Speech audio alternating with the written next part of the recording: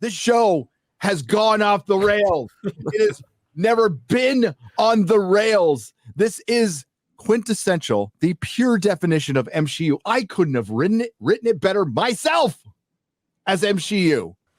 Nerdrotic.com. Potential and likely final episode description for She-Hulk. And my God, I need to go to the hospital for a brain tumor removal. Thread incoming. Because it gave you brain AIDS. That's what it gave you. All right. So last chance to turn around. There are some big reveals. This comes from the same source as some other source. I have no idea. It could be That's another source.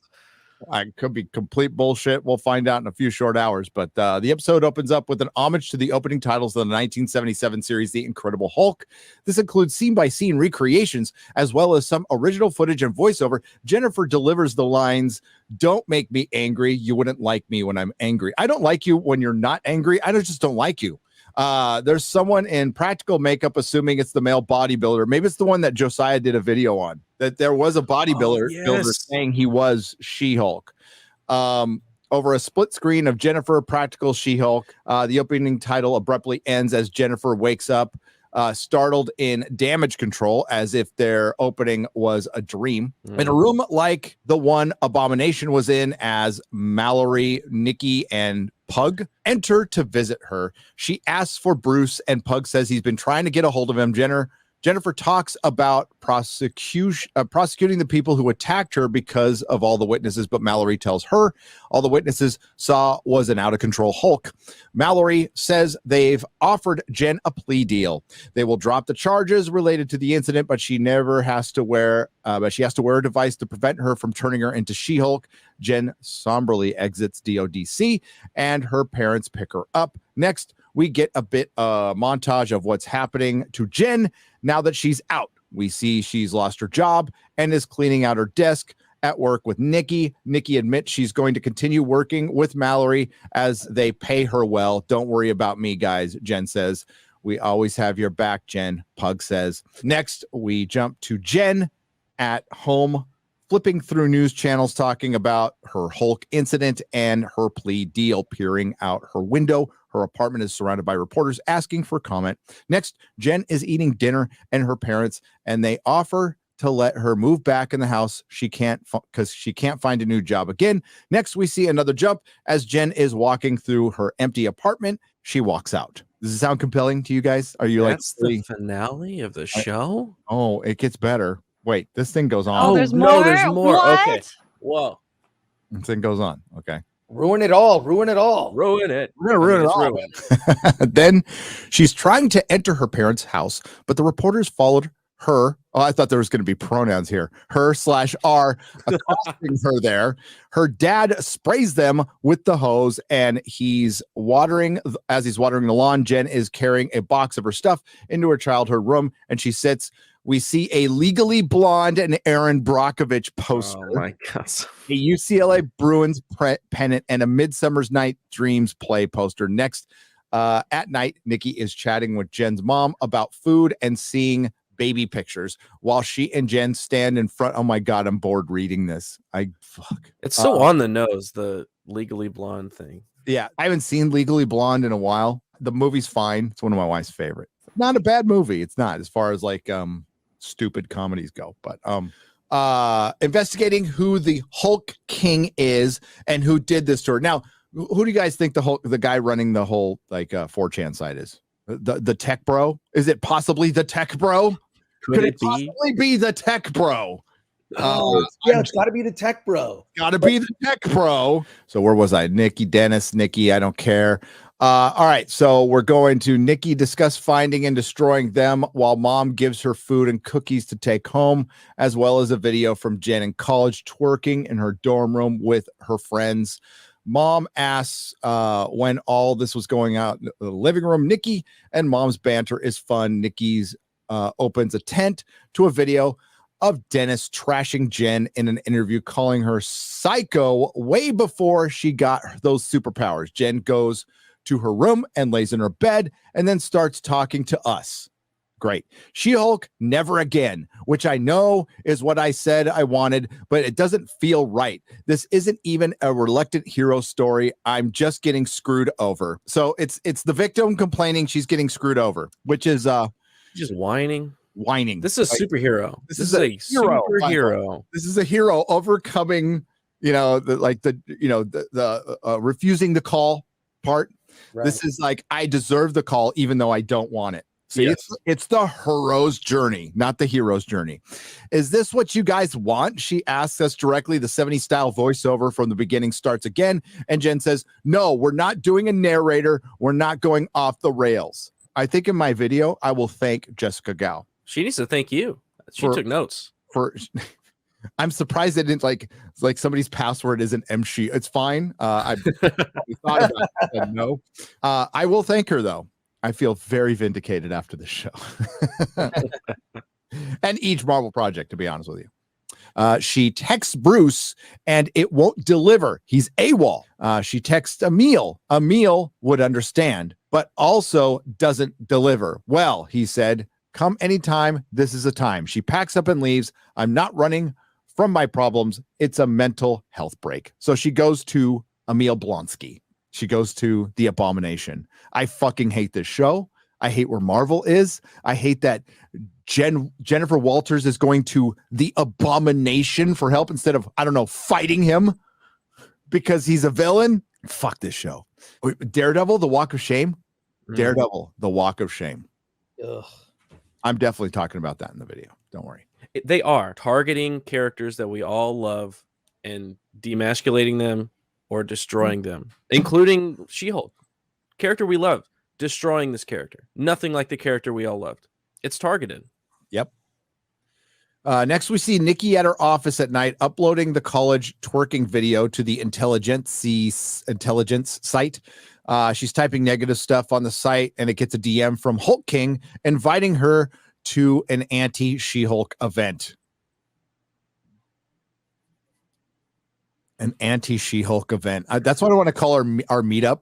I want to change the name of our meetup in Universal. I want to name it an anti-She-Hulk event. Will somebody let Jeremy know? You write that down? Write that down, please. She tells Pug she needs her favor now. We see Jen pull up at night to Emil's retreat center, greeted by a reformed wrecker who had fought her back near the start of the season. Yeah, so long ago. By the way, that start of the season is it's like 3 hours of television, right? So we got 23-minute episodes on average without all the credits and everything. So 20, 40, 60, 20, 40, 60. So that's two and a half hours. We've gotten 2.5 hours of content out of 7 episodes. Roughly. I just need a place to stay for a couple days. She's reading Emil's book in her room. This book sucks. Pug and Nikki pull up to the gate, and Nikki gives them an earbud so they can go inside and get as much intel as possible. Nikki will be listening in. Pug is reluctant, but gets in ahead of the game. He enters the event as Nikki stays on the phone, blah, blah, blah. Guys are saying essentially what the trolls say online. Why does there need to be a She-Hulk when there's a He-Hulk? And Lady Thor? Oh, no. Okay, she just sucks. They mentioned female Thor. Dude, they are watching our... Hey, Marvel writers, right now. What's up? How you doing? Oh, glad you're here. Oh, my God. If that's true, holy shit. Man. So Marvel wasn't dead yet. It wasn't. Even with a bad phase, it wasn't dead yet. Making the fans the villains of She-Hulk. And if this is true, and I think it is. I mean, I think it all but confirms that you and I are the villains of She-Hulk. Are you fucking kidding me?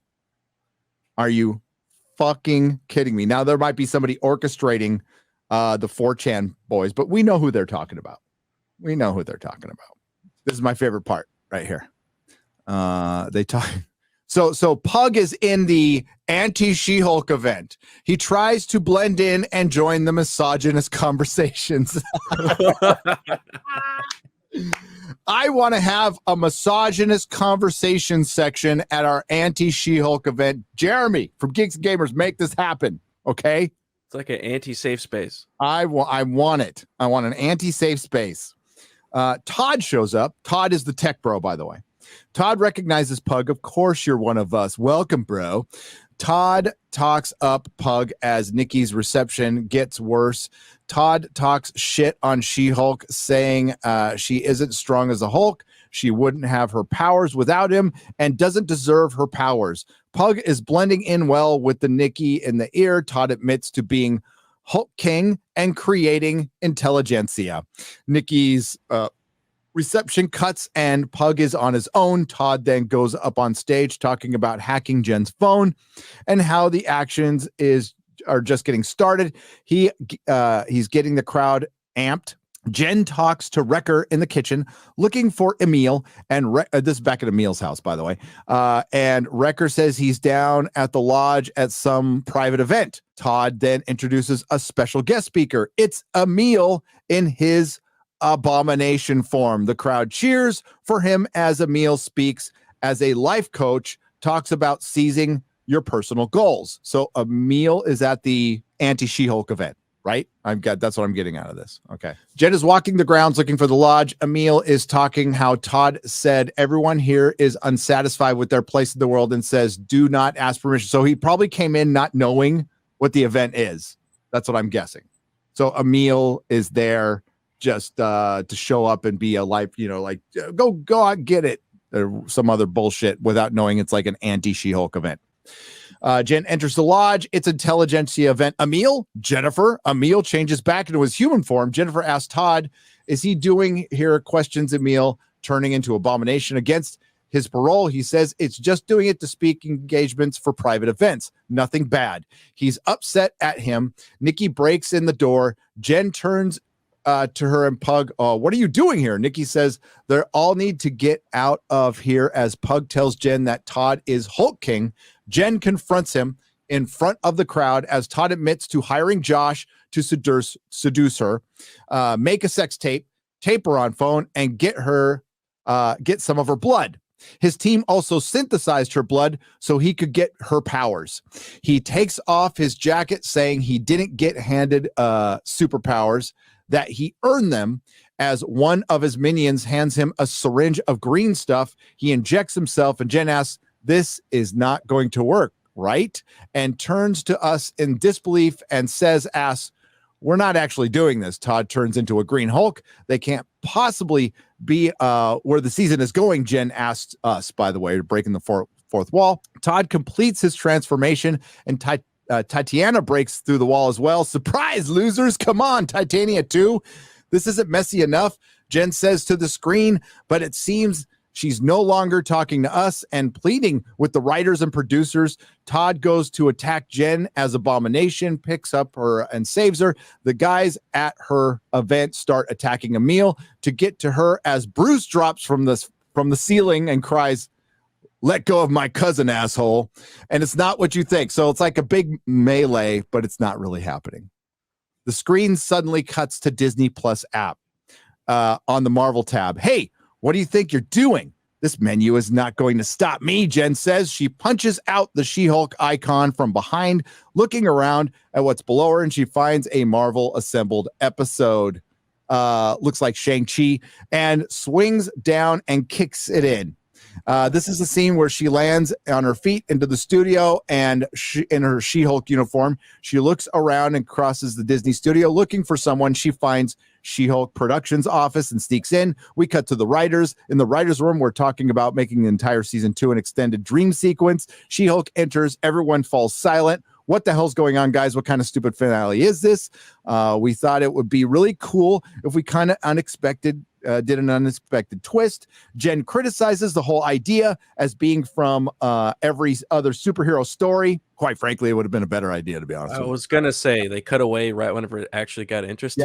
Yep. There are certain things that are supposed to happen in a superhero story, a writer says to Jen. Jen is pissed and leans in. Why don't we just do things our own way? Well, you have been. and it hasn't been working. You've been trying that. It's the story that Kevin wants, they say. Okay, I want to talk to Kevin. They all laugh at once. No one talks to Kevin. Then they talk about how they'd die for Kevin, and she calls them creepy, and she leaves and goes for a walk. By the way, Kevin is going to be a robot. It's called K.E.V.I.N. So Kevin's self-insert is a robot. She enters Kevin's office. They ask her to sign an NDA. They press a panic button and security comes out. She pushes them out. Security comes in, blah, blah, blah. Big energy by Leto. She breaks into Kevin's secure area. She enters a circular room full of monitors playing of various Marvel projects. Thor Ragnarok, Doctor Strange 2, Age of Ultron. Says, whoa, what is this? She says. A red and white robot drops from the ceiling. They zoom in and it's labeled Kevin. Hello, Jennifer. It says in robotic verse, Kevin.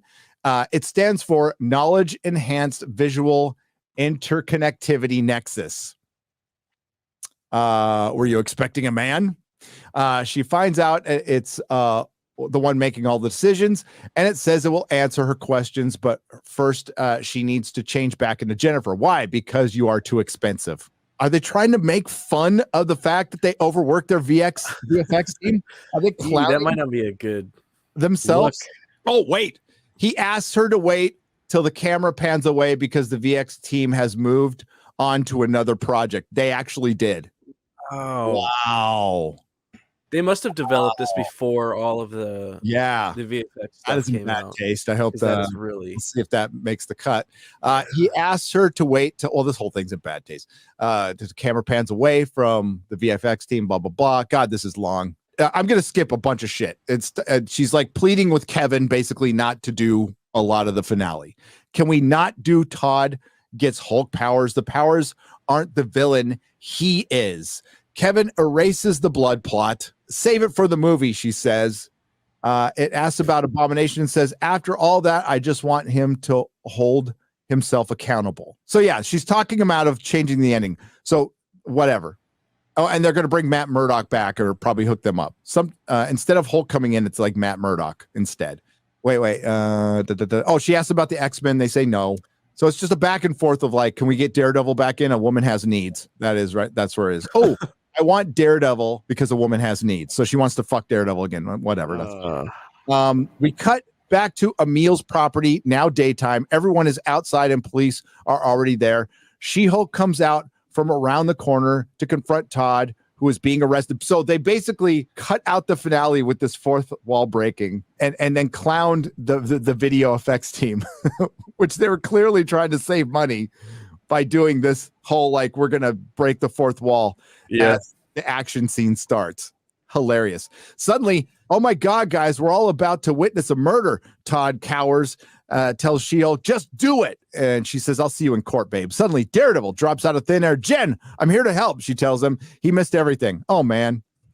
And they flirt. Next, we see Jen driving home. Then her and her family gathered together outside the dinner where Matt is there too. They're all laughing and having a good time, where Jen's parents ask Matt about his practice. Matt talks about Hell's Kitchen and pro bono. The ladies gush over him. Jen comes to his rescue as her dad says it's very expensive to raise kids in LA. The banter continues, blah, blah, blah. God, I just wanted this. Thank God this show will be over. Bruce walks into the party from around the corner in a Hawaiian t-shirt saying, hi, everyone. He stops everyone explaining he's been away on Sakaar. You're going to hate this, folks. If you're fans of Planet Hulk, you are going to fucking hate this. This could be bullshit, by the way. It could all be bullshit. So explaining he's been away on Sakaar for a while. So he'll tell everyone, but first he's going to, he has someone to introduce my son, Scar. He's a full CGI Hulk as well. The family excitedly welcomes Scar as Daredevil says to Jen, wow, your family. So again, off screen, all the good stuff. Mm-hmm. Lastly, a reporter stopped She-Hulk on camera while entering court asking about her lawsuit against Todd and Intelligentsia. She talks about holding people like him responsible for their actions. The message is, if you attack, harm, or harass innocent people, I'm coming for you. Do you mean in a courtroom or as a superhero? She says both. The difficult diva of law herself. Roll credits. Mid-roll scene, Emil's in DODC, prison, and Wong lets him out. The end. We'll see if it happens. That sounds like an awful lot for a She-Hulk finale, to be honest. That is a lot. How are they going to put that into 23 minutes? I'm not really fucking sure. But what the hell? It was a fun read. And once again, I want to thank Oculus, the MCU exposure. Good job. Good job, buddy. Good job. I mean, honestly, it sounds accurate. It sounds very bad. So sounds extremely bad. It sounds so bad. It seems real. Like aspects of it seem real. And sort of finding an excuse to not have an effects-filled, finale. It's so dumb. It could be real, or parts of it. I don't know how they're gonna wrap this up. I mean, it's already just so awful. The Daredevil thing was like, that was just insulting. Well, I think Todd being from Intelligentsia, I think that's a sure thing. I think that they've already telegraphed that. So. Basically, I mean, the big takeaway is they made the fans the villain over the Abomination. It's freaking Ghostbusters 2016. It really is. Ghostbusters 2016, which I saw in the theater on opening night with about 4 other people. I mean, the movie tanked. Whenever there's something like so bad, it's like, oh, I want to see this train wreck. But the fact that they made the troll the main villain of Ghostbusters 2016, I mean, it's truly awful. Like, who was the villain in the Batman? You're right, a troll. Yep. 4chan troll. Yeah, well, I mean, you haven't seen this movie called Amsterdam, but the villain in that, it's like it draws a direct analogy to Trump and January 6th. Hollywood feels obligated to like comment on all this, like, and it's all in their freaking heads because it's been jammed in their heads. It's it ties right back to why Tulsi Gabbard, fled the Democrat Party. Like, there's a lot of anti-white stuff out there, and it's just now it's just sort of weaving its way into everything, which is good work for white actors. I got to say, playing the villain is always pretty good. Nerdrotic.com.